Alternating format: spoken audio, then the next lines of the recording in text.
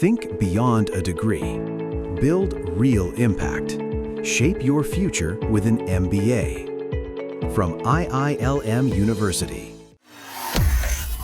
देखिए, अभी जो ट्रंप ने एक बार फिर से कनाडा को धमकी दी है, वो अजीब सा है। किस बात को लेकर धमकी दी है? हो सकता है एक जो कारण बताया जा रहा है कि कनाडा के जो प्राइम मिनिस्टर कार्नी हैं वो मार्च में भारत आने वाले हैं और भारत से वो एफटीए करना चाहते हैं। और इसके पहले उन्होंने कार्नी ने ये घोषणा की थी कि चीन के साथ एक ट्रेड डील उनका जो है वो करेंगे, जिस पे ट्रंप ने धमकी दी थी कि हम 100% टैरिफ लगा देंगे। उसके बाद कार्नी ने वो ड्रॉप कर दिया। अभी तो उसमें कोई अपडेट नहीं है, उसमें कोई बात आगे बढ़ नहीं रही है, यानी कि लगा कि कार्नी झुक जाएंगे। अब वो भारत के साथ बातचीत हो रही है, जो उनके विदेश मंत्री हैं वो भारत के में बातचीत कर रहे हैं और फाइनल कर रहे हैं कि मार्च में अगर कार्नी भारत आएँ तो ट्रेड डील या एफटीए टाइप से फ्री ट्रेड एग्रीमेंट की तरह कुछ हो जाए। कनाडा चाहता है। आपने देखा था कि जो वर्ल्ड इकोनॉमिक फोरम था उसमें उनके पीएम कार्नी ने कैसे बताया था कि ये जो अमेरिका जो है वो किस ढंग से पूरी दुनिया पे दबाव बना रहा है, और उन्होंने पूरी दुनिया को अपील की थी कि भाई सब एकजुट हो जाओ, जितने मंझोले देश हैं, छोटे देश हैं, सब एकजुट अगर हो जाएंगे तो ये जो बड़ी ताकत है। और उनका इशारा सीधे सीधे ट्रंप की तरफ था, अमेरिका की तरफ था, तो उनका हम जवाब दे सकते हैं। और उनका फ्रेज था कि अगर आप टेबल पे नहीं हैं तो आप मेन्यू में होंगे, यानी कि अगर आप आमने सामने बातचीत नहीं करेंगे तो आप किसी के खाने में मेन्यू में होंगे, आपको खा जाएंगे, वो निगल जाएंगे। ये उनका सीधा सीधा इशारा था, यानी कि जो बाकी देश हैं उनकी एकजुटता की बात कर रहे थे।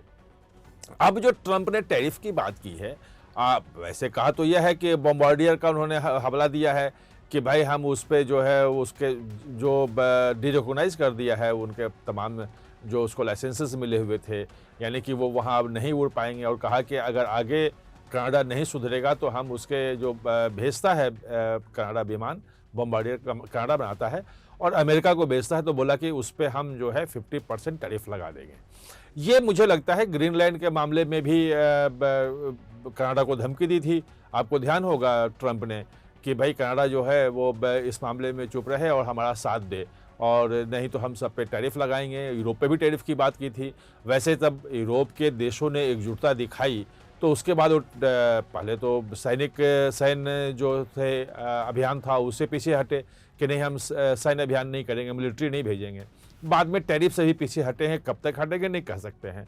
लेकिन जो कनाडा का मामला है उसको भी धमकी दी थी। और आपको ध्यान होगा कि जब पिछले साल वो राष्ट्रपति बने थे तो सबसे पहले उन्होंने कहा था कि कनाडा जो है हमारा 51वां प्रांत होगा, 51st स्टेट होगा।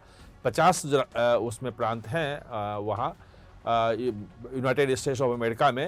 वो कहे थे कि कनाडा को भी हम अपने में शामिल कर लेंगे। खैर उसका विरोध हुआ। अभी वो ऐसा नहीं है कि उससे पीछे हटे हैं, लेकिन हाँ, ट्रंप उसकी बात नहीं कर रहे हैं। निश्चित रूप से अगर भारत के साथ जो ट्रेड एग्रीमेंट की बात कनाडा कर रहा है, और अमेरिका बिल्कुल नहीं चाहता है, यूरोप पे उसका दबाव काम नहीं आया। यूरोप के साथ आपने देखा कि कैसे जो है फ्री ट्रेड एग्रीमेंट हो गया, और पूरी दुनिया में चर्चे हैं। मैं सिर्फ ये नहीं है कि भारत में उसकी चर्चा है या यूरोप में उसकी चर्चा है, अमेरिका में भी वाशिंगटन पोस्ट से लेकर और न्यूयॉर्क टाइम्स और जितने भी करें, बीबीसी, लंदन के जितने द टेलीग्राफ, जितने अखबार हैं, सब इसको मदर ऑफ ऑल डील्स बता रहे हैं। पूरी दुनिया में इस बात की चर्चा है और अमेरिका अलग थलग पड़ गया है। अब जो कोशिश है ट्रंप की कि भाई अब यूए को कुछ कह नहीं सकते हैं, बस सिर्फ जो है उनके वित्त मंत्री जो हैं वो बेसेंट जो हैं वो स्कॉट बेसेंट वो सिर्फ ये बयान दे रहे हैं कि भाई जो तेल खरीदता है रूस से, और रूस वही रिफाइन करके यूरोप को भेजता है भारत, और उसके साथ डील कर लिया है। यानी कि अपने ऊपर हमले करने के लिए खुद फंडिंग कर रहा है परोक्ष रूप से, ये आरोप लगा रहे हैं वो। लेकिन पूरा ट्रंप प्रशासन भी मान रहा है कि ये ट्रेड डील बहुत बड़ा है। अब कनाडा भी अगर भारत के साथ आ गया तो अमेरिका के साथ बचेगा कौन? अब कहीं कुछ रहे नहीं। और ट्रंप इंटरनली बहुत परेशान है, क्योंकि जिस ढंग से वो इमिग्रेंट्स पे जो बाहर निकालने की कार्रवाई हो रही है उसमें 2 लोगों की मौत हुई है, पुलिस की गोली चलने से मौत हुई है, जो इमिग्रेंट्स अधिकारी हैं उनकी गोली से मौत हुई है, और वो उसको लेके बवाल है। छोटे छोटे शहरों में भी बहुत ज़्यादा प्रदर्शन हो रहे हैं।